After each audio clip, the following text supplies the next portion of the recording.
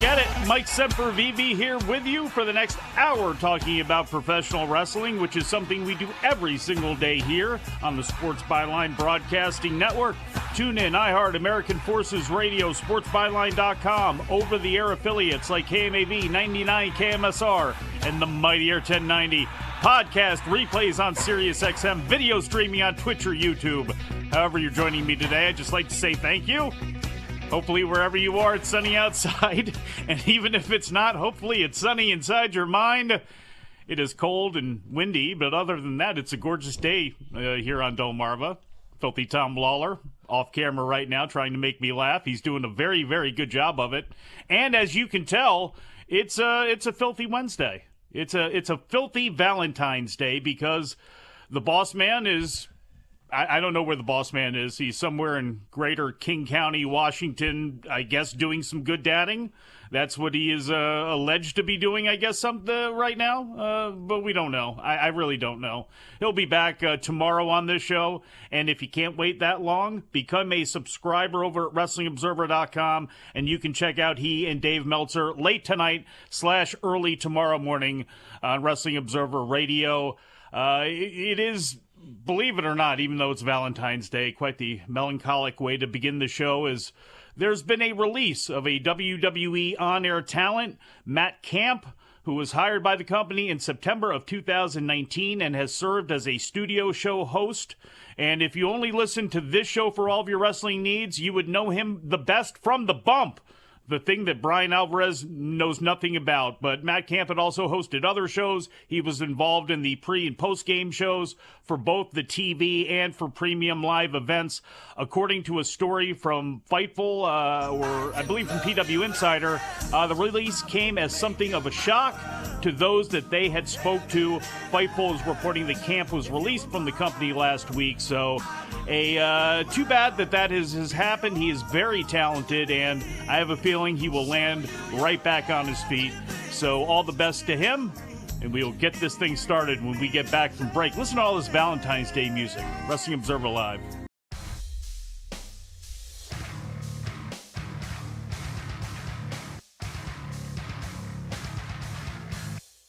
There's 1, 2. Now he's got Bryan Alvarez. He whips him into the corner hard. Adam Firestorm following up, catches a boot to the face. Bryan Alvarez with another hard shot to the head. 1, 2. This is the most aggressive I've seen Bryan Alvarez today here in Portland Wrestling. Now he's got his knee across the throat. He's choking him, LC. Well, it's like this week Alvarez has something to prove, brother. Something to prove to his sweet little lady over there. Of course, Adam Firestorm with a big win over Black Dragon last week. Looking for another one here. There's a sunset flip. Is he going to go down? Yes, he is. Over he goes. 1, 2, 3. It is all over. Adam Firestorm with the victory over beautiful Bryan Alvarez here in Portland Wrestling. Now out Bryan Alvarez firing away with a boot. Action continues after the bell. Goes for the back body drop. No! Face first plant by Adam Firestorm. Your winner once, looks like he'll be your winner twice. Action continues. There's a whip into the far corner. Adam Firestorm follows with a spinning kick. LC, I think Bryan Alvarez has bit off more than he could chew tonight. Miss Rentone really disgusted over in the corner. Adam Firestorm not done. There's a lion sold on top. He hooks him again. 1, 2. 2.5. I thought we had a 3 count earlier in this match, LC. I was wrong. I'm sorry. I can't believe it. I thought Youth Gone Wild was just adding a little salt to the wound. I thought Alvarez was Alvarez and a 2-time loser, brother. Well, Mark Watson's hand must have stopped just short of the 3 count. And these eyes of mine need glasses because I thought I saw a 3 count Bryan Alvarez going up top. Oh, well, forget about your cataracts, brother. Up and over he goes. Nobody home. Adam Firestorm back in control, playing a bit of possum. He's climbing up top. Is Rento and Otto really upset? There he goes. Swamp. Oh, and that one hit. There's a hook the leg. 1, 2, 3. Now it's all over. A 2-time loser. And does the LC have to look after Miss Rento and Otto tonight, baby? There's Adam Firestorm, your winner in this match. Once, twice, 3 times, it didn't matter. Bryan Alvarez not up to it. Miss Rento Onato absolutely disgusted with it. Mark Watson explaining to him it was a 3 count this time. No hook the leg. Fair and square, Adam Firestorm, your winner here on Portland Wrestling. Fans will be right back with after a message from our sponsors.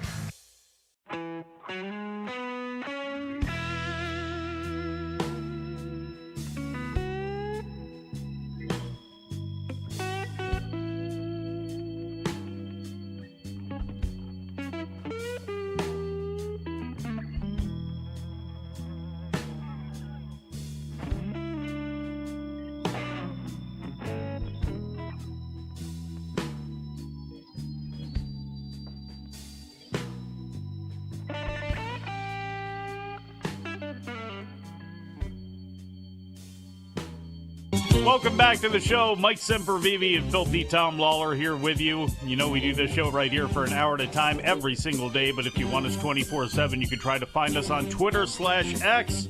I am at Sempervive. Filthy is at Filthy Tom Lawler. The website for this show is at WONF4W, and the broadcaster is at Sports Byline USA. Jim Valley is at Jim Valley. He'll be here with you on Saturday, 1 p.m. Eastern Time, 10 a.m. Pacific. And Andrew Zarian is at Andrew Zarian. He's here with you on Sunday, starting at 6 p.m. Eastern Time. I'd also love it if you made the wrestling news part of your day. Everything you need to know to get your day started, get you up to date, or get you to your favorite long-form wrestling review pod like Wrestling Observer Radio with Dave and Bryan coming up tonight after AEW Dynamite. Each episode of the Wrestling News is between 5 and 15 minutes long every single day of the year and is usually posted at about 9 a.m. Eastern Time. No clickbait, no speculation, no rumors, no paywall, just the Wrestling News. Find it wherever you find your favorite podcasts or head on over to thewrestlingnews.com and at Wrestling News AV on Facebook and Twitter. I'm a little disappointed when I went to at Filthy Tom Lawler. I did not see any pictures up of his adventures with the entire Wu-Tang Clan doing a residency in Las Vegas, something that 1993 Mike Sempervive thought that he would never, ever see. How was the show? It was a great show. To be fair, I treated myself to an early Valentine's Day. You know, all that I got is... As opposed to just being lonely on the vibrating bed, putting quarters in it as you eat Oreos, and as you shake to yourself. Excuse me? That's never Mike. happened, huh? No? No. Treated myself. All that I got is myself. And went to the show, and it was great, let me tell you.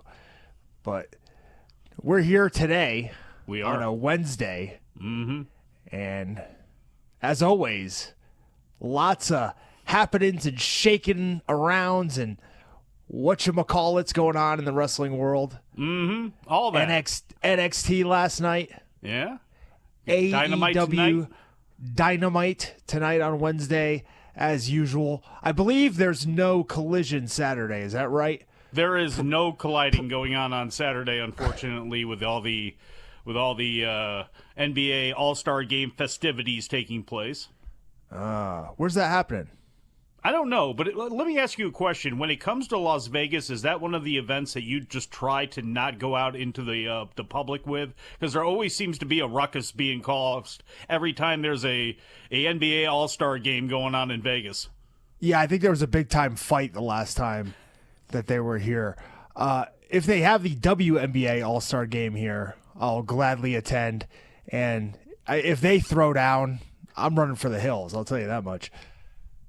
That's it. There's some brawling could take place. Now, hey, you know what? That's a fantastic transition, Tom, because what if those WNBA players were throwing down at Bloodsport Bushido in Tokyo? Josh Barnett, Minoru Suzuki announced this today, posted up on the main page of WrestlingObserver.com by Ian Carey. There was a press conference held, and the two Pancrase veterans announced that Bloodsport Bushido would be taking place on June 22nd inside Tokyo's Sumo Hall. Similar to the Bloodsport events that are held in the United States, Bloodsport Bushido will have shoot-style rules with no ring ropes and matches only ending via knockout or submission. Barnett said that they are looking for professional wrestlers and combat athletes from other sports to take part. Well, look at that. We may just get Kelsey Plum versus Liz Cambage. I've been waiting for Johnny Morton to come back out of retirement since that K1 Dynamite show in Los Angeles. It's perfect time for him to come back out again and maybe face Barnett or Suzuki, who are the only two names announced for the show thus far. GCW's version of Bloodsport 10, is scheduled for April 4th in Philadelphia over WrestleMania weekend. The only match that's announced for that show thus far is Takuya Nomura and Fuminori Abe. When Barnett and Suzuki wrestled, or fought, as I should say, on the only Bloodsport event that they were on together, they went to a 25-minute draw in 2019. Filthy, this has got you all over it for both of those shows. I hate to burst the bubble, Mike, but I don't think that they're going to be flying over a ton of international talent for these shows. The way I look at it is I would imagine this is going to be a lot of guys maybe from the GREET UWFI style promotion. And then, of course, we've already had Abe and Nomura announced for the Bloodsport over here this year. So, maybe they'll be on the one over there. There's been plenty of guys on Bloodsport in the past who've, come over from Japan, usually one or two a show. Manoa Man was on one of them as well. So there's always Japanese guys, but it's not like they fly over an entire contingent. So, I think maybe you'll see Harry Smith, Barnett himself, maybe one or two other American guys, and then a lot of Japanese representation, which, hey, I'm cool with that, especially if they can get guys from other styles. Maybe they get a sumo in there. Maybe they can get the guy who just won the 3-on-1 main event at Dogfight Wild Tournament 2. Did you see that, Mike? I saw that by way of your Twitter. Would you like to explain this to people? Because I thought the peak of fighting was going to be Bob Sapp and Rampage Jackson sharing one shirt and beating the hell out of people. But no, this is hook and shoot from the past. The tag team MMA wars taken to a new level. What are the rules here? Is it anything goes? Was there a tag team involved in this, or was it all men for themselves in a 4-way MMA fight? I don't want to spend too much time on this because I'm assuming most of the listeners didn't come here to hear about an obscure MMA show that had 5,000 people in Spain. It depends on how we talk about it.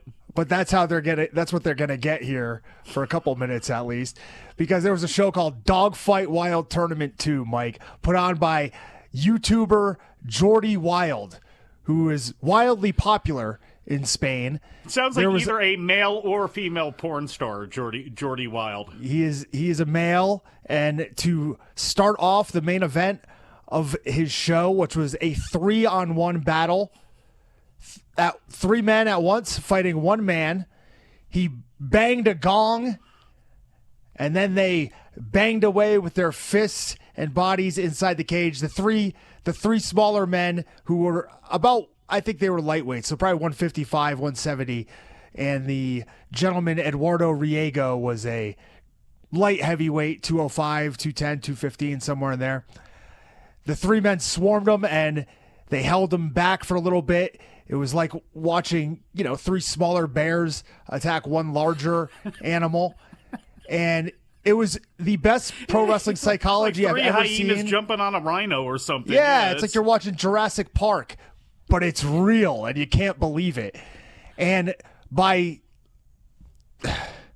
couldn't believe what I was watching. This went from an impossible feat at the beginning, fighting 3 men, to improbable as he locked on a guillotine choke, choked 1 guy unconscious in a sea of bodies. They peeled him out of there. They restart the fight. And it went from improbable to a reality as this guy beat the next 2 gentlemen. And I use that term loosely. These blokes got beat up one after another as he choked them both out. And this was a legendary battle in the history of martial arts. I've never seen anything like it. A sanctioned street fight. If this even was sanctioned, it was probably on some Native American casino in the basement somewhere or something. It was in like Spain. That. It's what in Spain. It was in Spain. The rules couldn't be any looser in Spain than they are in Poland for those shows with your boy, Putneski or whatever his name is. KSW is one of the top pro wrestling promotions on the planet. I'd put them up there, in the upper echelon, right there with this podcast, Mike. Wrestling Observer Live, coming right back at you.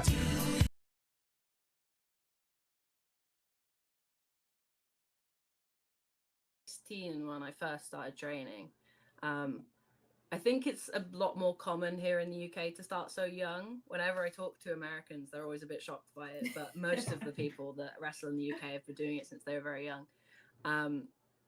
But yeah, I started I started in a little town called Gloucester, which is where my parents lived. And then I found my school in Cardiff, where I live now in Wales, called New Wave Wrestling. And I kind of like grew into myself there. But obviously it's a very little country. So we have to do a lot of kind of, if I could get big here, I can move across and I can get big somewhere else. And it just kind of snowballed very quickly into obviously NXT UK, and then here. Like, I feel like it all happens really fast, and I have to kind of stop myself and be grateful and take it all in sometimes. So I actually got into wrestling quite late, I guess, as a kid. I think I was only maybe 14 when I first started watching it. So the turnaround between me watching it and deciding I wanted to do it was pretty small. But my older brother was like obsessed with wrestling. He's 10 years older than me, and he'd always kind of stay up and watch the pay-per-views. And I remember one day I was just off school, sick, and I was in the living room just sleeping. And he came down and he's like, "Oh, can I watch the wrestling?" Because obviously it's on at like 3 a.m. here in the UK. So he came down and asked to watch it, and I was like, "Yeah, sure, I don't care." And I think it was like an elimination chamber. But I remember just seeing it and then being glued. And from that day, I literally stayed up with him every Monday night before school on the Tuesday and watched it with him. And then, I don't know, that very quickly became me just Googling wrestling school. And I literally went to the first one that came up. There happened to be one about 10 minutes from my house, which was very lucky. But yeah, I just kind of, it was one of those things that it's such a strange thing to go and do that I didn't really feel like I could prepare too much for it. The only thing I really knew what to do was to go to the gym. So that's how I ended up being really strong, because I was like, well, wrestlers are strong. So that's just what I did first. And then, yeah, I just kind of turned up. And obviously being so young, it was quite intimidating, but it was quickly alleviated by the fact that there were so many more young people there than old people. Like, I guess there was just an influx of people of sort of my generation that kind of realized, oh, we can just start, we can just do this. And even if you don't do shows for a few years, at least you're getting your feet in there, you know? So yeah, it's a pretty weird place to grow up, I guess. To kind of become an adult around wrestling is always interesting. But it's always been very good to me, and I've never had any bad times growing up for it.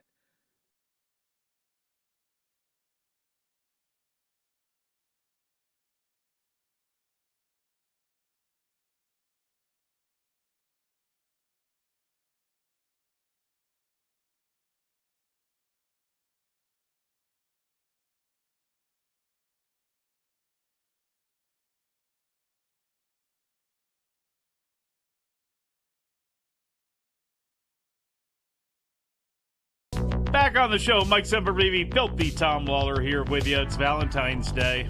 Yeah, it's a St. Valentine's Day massacre here on Wrestling Observer Live. Producer Dom jumped in to let us know the NBA All-Star Game taking place in Indianapolis, Indiana. Filthy, I doubt you're checking out any of that, are you? Did you ever check out back in the day the skills competition, the three-point contest, the dunk contest? Did any of that ever appeal to you? I used to love that sort of thing. That sort of activity appeals to me more than the game of basketball in many ways. We've seen good basketball so many times, but we haven't seen guys fail miserably at three-pointers when they're supposed to be the best in the world. We haven't seen guys spectacularly miss dunks that they should make. You know, there's plenty of things in those skills competitions that I love to see. I'd love to see a wrestling skills competition. Oh, see, this would go along. I can already see this dripping into like the Olympic conversation we had with Bryan here. I mean, what would entail the skills competition for pro wrestling? Like, who's got the best tackle drop down? Get it again? Yeah, the international spot. Politicking would be one of them.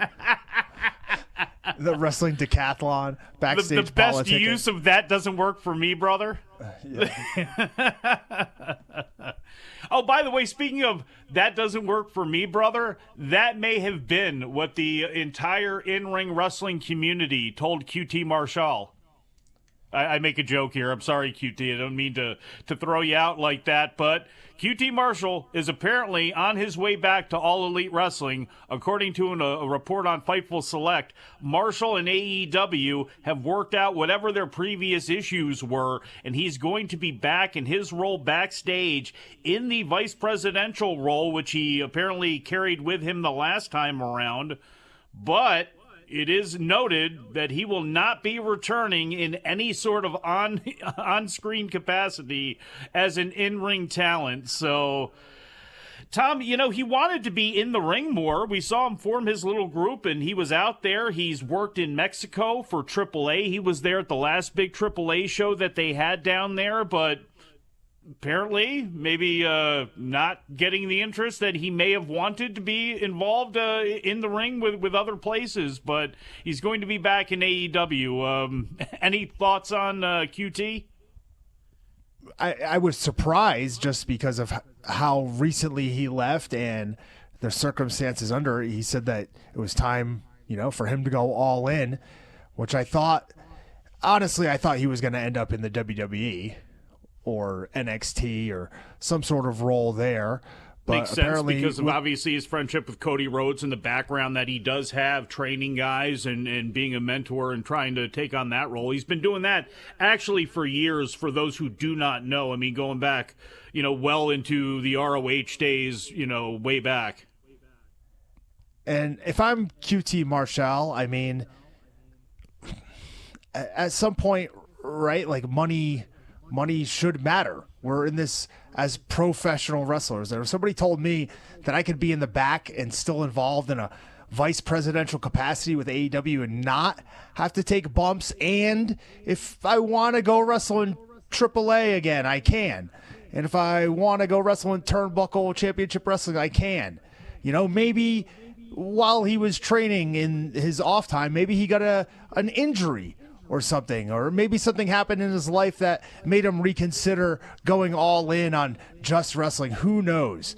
But I hardly view it as a downgrade for QT Marshall to end up back with AEW. Certainly not, and he's pushing 40 years old if he's not already. I know he's got to be in his late 30s, and I'm sure, like a lot of guys, he does not want to be out of the ring. He probably feels as though he never got his due because of the time that he was coming up. And even though he's been, a wrestler on TV technically before, I bet you he thinks he can do more and give more to fans out there and accomplish more in his in-ring career. But you're exactly right. As you push this point, as you go out there and you look at the landscape, yeah, it's got to be great to be able to go down to AAA or go down to Puerto Rico for WWEC or go to some of these indies out there and, and have a good time, but to not then to have a fallback, which is what a job with AEW provides you, working in a vice presidential role backstage. Probably, I don't want to say if cooler heads prevailed or anything like that, but whatever their issues are, I'm glad for his sake that they're all ironed out because, as you mentioned, your bump card at some point, even if your Sting, will eventually run out, at some point here. And, him being back in a role and not being on TV, I think is a good thing here, too, because, again, I have nothing against QT, but the attempts that they made with QTV and some of the things that they tried to do, they didn't work, for him. And we see where I don't know if Harley Cameron's in a better position now than she was before, but nothing came from that group and it only did damage to Powerhouse Hobbs. What is Harley Cameron doing? Apparently breaking up your boy there, the Cool Hand Ange, and Ruby Soho. She's one of the wildest characters I've seen in recent memory. And she was a team with Mariah May at some point back in the day. Can you imagine those two together? Seriously, can you imagine those two as a tag team? I'm surprised Stardom didn't take both of them at the same time. I mean, maybe we'll see that here eventually. Two lunatics. In two AEW. absolute lunatics. And Tony Storm's a lunatic, and she's going to be on Tonight Show. We should probably get to Tonight Show, which is taking place at the HEB Center in Cedar Park, Texas, live tonight on TBS, AEW Dynamite. number one contenders match. I'm not going to say anything about rankings during this. Don't worry. Adam Copeland against Daniel Garcia. Non-title Texas Death Match. International champion Orange Cassidy against Matt Taven. I want to come back to that in a minute, Tom, because I want your thoughts on that stipulation. The Young Bucks, Matthew and Nicholas against Top Flight. John Moxley against Dax Harwood. Maybe everybody's going to be attacked by a luchador. You never know. Willow Nightingale against Sky Blue. We'll hear from Hangman Adam Page, Swerve Strickland, and AEW champion Samoa Joe. And yes, the debut of Tony Storm's Wet Ink feature. Texas Death Match. Tom, I know it's 2024. We have matches to have matches. And we are in Texas, so there's that. And no, Texas Death Matches don't exactly mean what they used to. But with that said, you think you want to blow the Texas Death Match stipulation on Orange Cassidy or Matt Taven for this on basically a week's build? Or is the Texas Death Match a stipulation that should be held in some sort of regard or in some sort of rare air, and you just don't throw it out there for a Wednesday Dynamite? That's something that should be a stipulation match on a pay-per-view. Maybe if it was any other state, but Texas sucks. Oh, are you kidding me? What do you hold it in such revere that you hold it off? Well, I mean, I'm talking about the burn years this and stipulation years of... into the ground. This stipulation's been bastardized over the years anyways. What exactly are we going to get tonight? Is it going to be the Texas Death Match where you have to incapacitate the guy and then wait 30 seconds for him to wake up and pin him or whatever it was? I don't even remember. Like Dory Funk Sr. back in the day with matches that went 74 falls? My guess is that this is a way to have a bunch of shenanigans involving the best friends in the United Kingdom, and the easiest way to do that is to throw in a stipulation. And hey, we're in Texas, so a Texas Death Match makes more sense than a lumberjack match or just random no DQ. Why not make it a Texas Death Match? Okay, well, devil's advocate, why not just have an Austin Street fight then? Why have a Texas Death Match, which, again, is supposed to, in theory, be something other than just some hardcore match? It's supposed to have a little bit of cachet to it. It's supposed to be a blow-off to a feud, is it not? At least historically, that's what it's been about. It's 2024, brother. I know. You're moving too slow. I know. You got to pick up with the times. Well, Cassidy and Taven are going to be doing that. It has been and look, I guess I shouldn't say it's been a week's build here either. I mean, they have had, nonstop the Undisputed Kingdom plucking away at Orange and all of his people and best friends as we lead into this Roderick Strong Orange Cassidy international title match that we have coming up. And surely, regardless of what happens here, we're still probably going to have Orange Cassidy. At least I would assume we would be having Orange Cassidy and Mike Bennett coming up here at some point too. But Matthew and Nicholas, the Young Bucks, made their heel. Mike, what Yes? if they're about to put away Orange Cassidy and then the coin drops? I don't think it's happening. I think if you're going to do that, you wait for Adam Cole to come back at fully healed out of that wheelchair, and then he does something, and then you bring Okada in. I think, and this is no offense to anybody involved right now, not the way to bring in Okada. Probably not the peak way to be bringing in Okada right now to tie him into this, but I mean, he could be, Okada's going to be really interesting as it goes along, too, if he does sign with AEW, to see exactly what position he's in and to see who he feuds with first, because I know there's a lot of people that, could see him going different directions, but some may not like this. Him coming in as to help Chris Jericho against Takeshita and Hobbs and the rest of Callis' army. I mean, is that too much of a crazy thought, Tom? I think you debut Okada, and you debut him solo, and you put him into a big singles program right off the bat. That's what I think, Mike. What did you think about Alicia Keys' dress at the Super Bowl? What did you think about that? Beautiful. Just like Absolutely. Usher's performance. Exactly. It's Valentine's Day, people. Will be back listening to the live.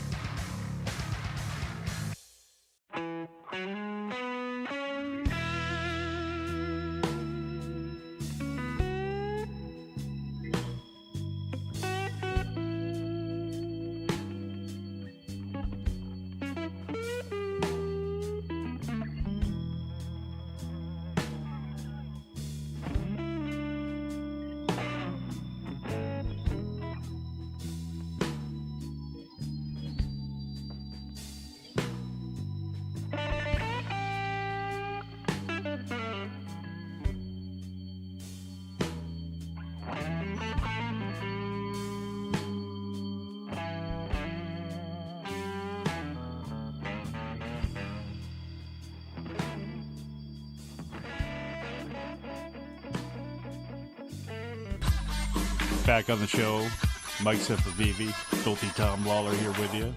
The Quiet Storm edition of Wrestling Observer Live. Just heard Casey and JoJo coming up after the break. All right, Filthy. We got to get to this AEW or this NXT review, don't we? Do we still have to do this now, even if Bryan's not here? Even though times have changed, do we still have to let the people know what took place on NXT last night? Hey, this could be the most watched show on television at some point, as far as wrestling goes, within the next year or so. So It's might as well. 2025 takes over if all these people stop watching TV as they supposedly are, and SmackDown goes to USA. What will be left? What will be left is the NWA on the CW app and NXT on the CW proper. But for right now, it's still on USA. Still at the Performance Center in Orlando, Florida. Show had a cold opening, and here, this is going to be good too, Tom, because as I go through this, I just want to know, since you watch this on Hulu, because you're very lucky, you don't have to see the whole thing, I want to know what is on this show and what they remove from the Hulu version, okay? We get the cold opening with Oro Mensah and Noam Dar in a locker room trying to relax. They get jumped by the baby faces, Von Wagner and Mr. Stone, who, which... Mr. Stone's kids once again there and being involved in the mix as they bamboozled Jakara Jackson and Lash Legend, who went chasing after them. But everyone worked their way to the ring.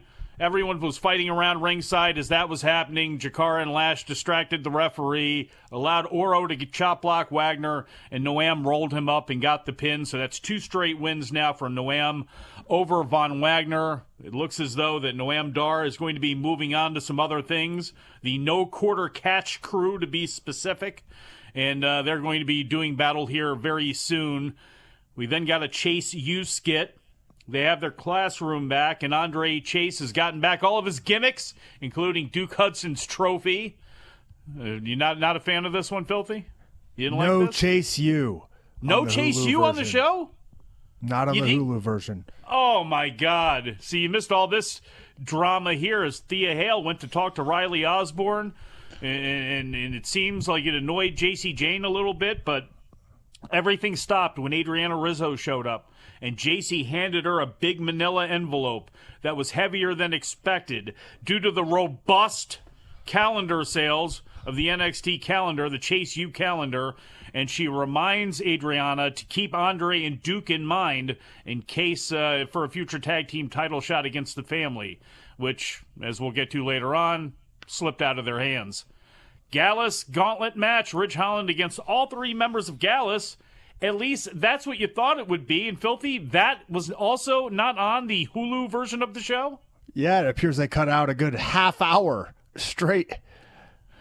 You didn't miss much. I mean, the only thing this thing did was eat up some time, really, because the match went to a picture-in-picture break. It started with Wolfgang and Ridge Holland. He beats Wolfgang during the break with his snowplow finisher, Northern Grit, that he uses. Then it was Ridge against Mark Coffey. They go for a little bit. He hits the Northern Grit again, and as he went for the pin, Joe Coffey pulled Holland out of the ring. Holland hit him, the bell rang, and that was that. Even the announcers, and it is still Byron Saxton filling in for Booker T this week, they have no idea what's going on. It was not explained what happened. Nobody knows. Wolfgang grabbed a chair. He went after Ridge Holland. Holland fought them all off, took the chair, beat on everybody, and then after he laid everybody out, he once again got sad, and he sat in the corner. And Vic Joseph asked Tom, okay? He actually, this is verbatim what he asked. With this past, does Holland need to come to grips with something deeper that even he doesn't see? That's what he said. That's what he said. Yeah. Lexis King then laughed at Von Wagner and Mr. Stone for always losing and called Mr. Stone's kids brats. He should have laughed at that line. That's what he said. And it was just like that, too, with the pause of something deeper and then the question mark at the end. Apparently Rich Holland still needs to come to grips with some things. Lexis King, again, laughed at Von Wagner and Mr. Stone. Mr. Stone, he calls his kids brats. Mr. Stone says, no one talks about my kids. Your kids were just involved in a match earlier on. You're the one who keeps bringing them around. I am done having sympathy for any babyface or anybody in wrestling at all that brings their family members to things. I was done with this back when Magnum TA brought his mother to the press conference with Ivan Koloff and Nikita Koloff back in '86. Even as a little kid, I'm wondering, what'd you bring your mom for? He's bringing Ivan. Why'd you bring your mom? And you expect her to not be insulted? I have no sympathy here for any of these people, Tom. None, not one. If they keep dragging Carl Frederick's kids, and his kid's sister in there, have him keep losing and getting beat up.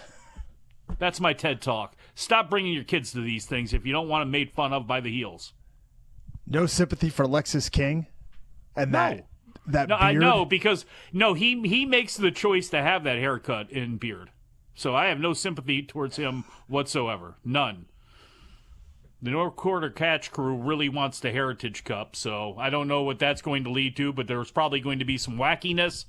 Lola Vice defeated Tatum Paxley in about 4 minutes, probably 2.5 minutes too long. During the match, Lyra Valkyria sprints down the ringside with the belt over her shoulder, and she tries to cheer Paxley on. Paxley hits a bunch of strikes, but then, it just doesn't do anything. Lola kept knocking her down, trying to get pins, but Paxley kept fighting out of it because Lyra was right there, and they were mind melding or whatever it was. Lola finally laid her out. Valkyria carried Paxley to the back, and that was that. Mike. Yes? You really dislike this show, don't you? No, but I mean, these matches were what they were. Why? Oh, what am I missing I here kind of with like this match. What, about Paxley continuing Lola to be Vice, Lazarus? Well, this is bizarre because Lola Vice, who's been a heel her entire run, is getting cheered the whole time. That's because it's the thirstiest fan base I've ever seen in my entire life. If you got thighs, those guys are going to go nuts. Then Tatum Paxley starts running her offense, running it back, and then they're on her side. Lola starts landing spin kicks. She lays her out. Valkyria, who has not wanted Paxley's help whatsoever, wants nothing to do with her up until this very point for absolutely no reason that we can figure out, cheers her on, and then Lola locks on an inverted triangle choke. She turns her over to the head scissors. She makes her tap out. Saves You're a lot making of that sound a lot more technical than it should be. She saved a lot of guys in that crowd a lot of money with that finish. After a commercial break. Then Shotzi appeared backstage. Is this where you're going with this? Yeah. I love this too, because Shotzi appears. She challenges Valkyria as literally she challenges her over Paxley's dead body. Yes. But the whole thing is Paxley's faking because she kind of looks up and like her eyes are going and then she like falls back out again. But they're not friends because she says you need to tend to your friend and then Lyra has got to cut her off and go, we're not friends. And then all of a sudden Paxley comes back to life again and goes, much in a Joe Gacy style, so we got Shotzi next week? And the whole thing wasn't that match supposed to be this week? Wasn't that announced last week that we were going to have a title match on this week's show? I guess not.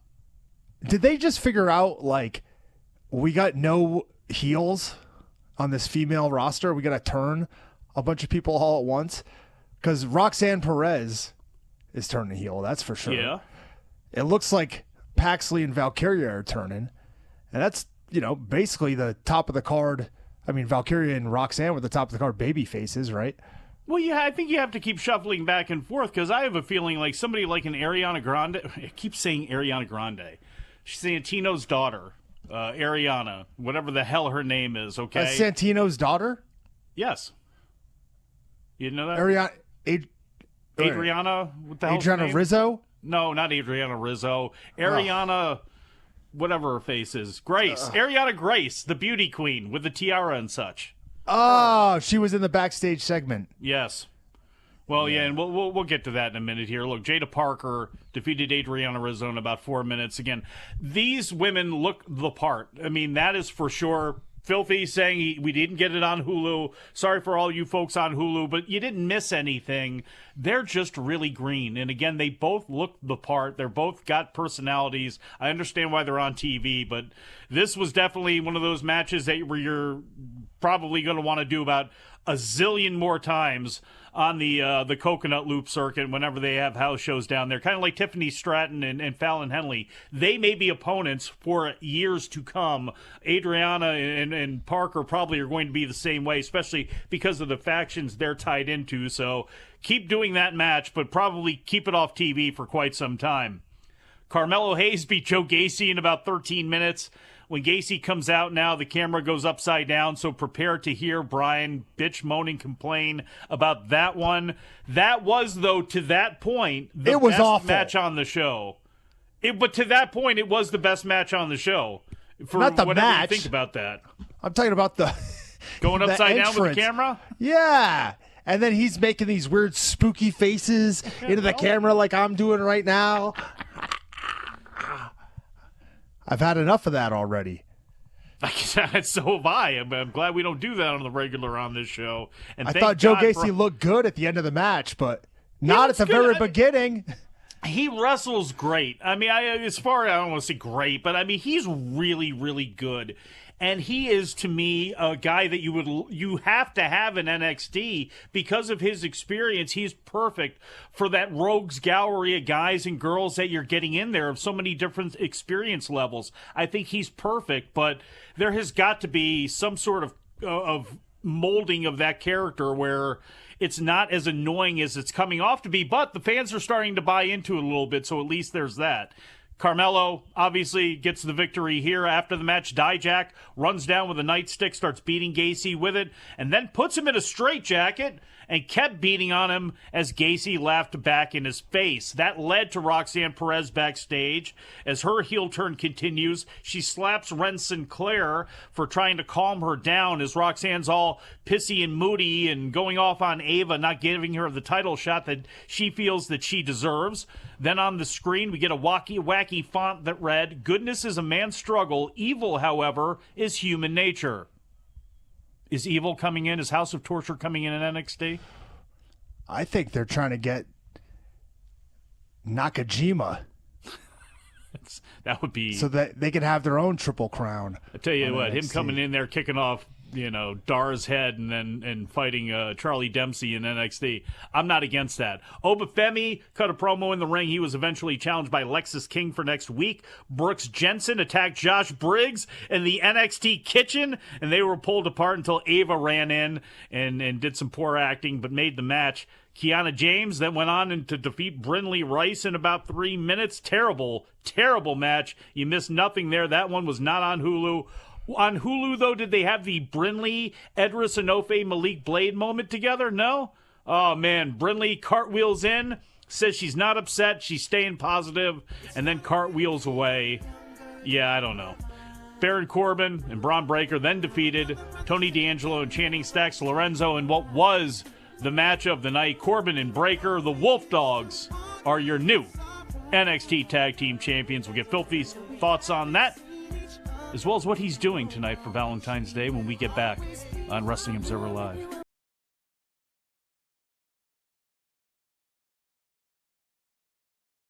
Oh, it was so cool. It was terrifying more than anything.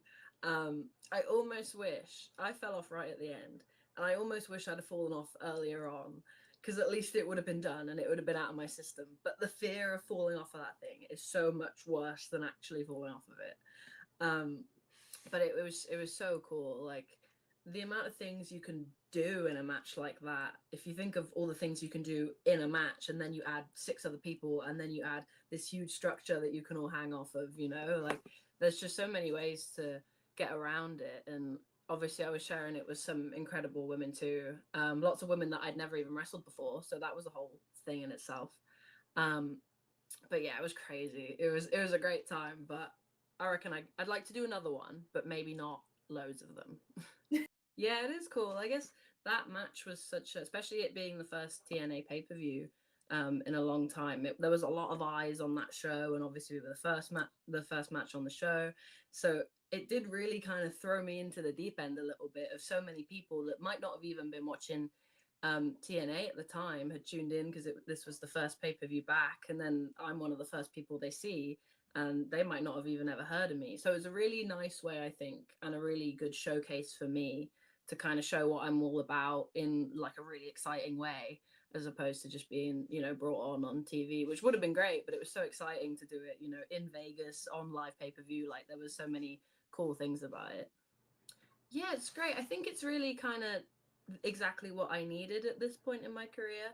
Obviously, like you said, I was in NXT UK a bit, but I was even younger when I was there. I was about 19 when I signed, so it's a lot to handle at a very young age. And then I had a year or two out just doing the independents like throughout the UK, and then coming over to Canada, and we started doing stuff with Impact at the time.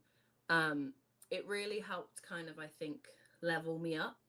As much as obviously I'd been in WWE and that was really cool, I don't think I was necessarily ready for that sort of stage at my age and my experience level, but it gave me so many tools that I think now I can bring to somewhere like TNA, where I'm a bit more grown up, a bit more experienced, and a lot more prepared for it. So I really think it's like the perfect place for me to be right now, to kind of show the rest of the world what, say, here in the UK, everybody else already knows.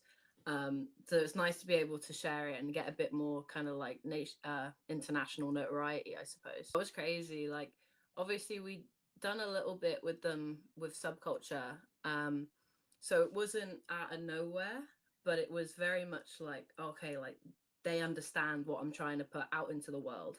And I think that's the biggest thing I've got from it, is that there's a lot of trust in someone giving you a job like that. You know, it's them going, we know that you know what you're doing and we want to help you get there.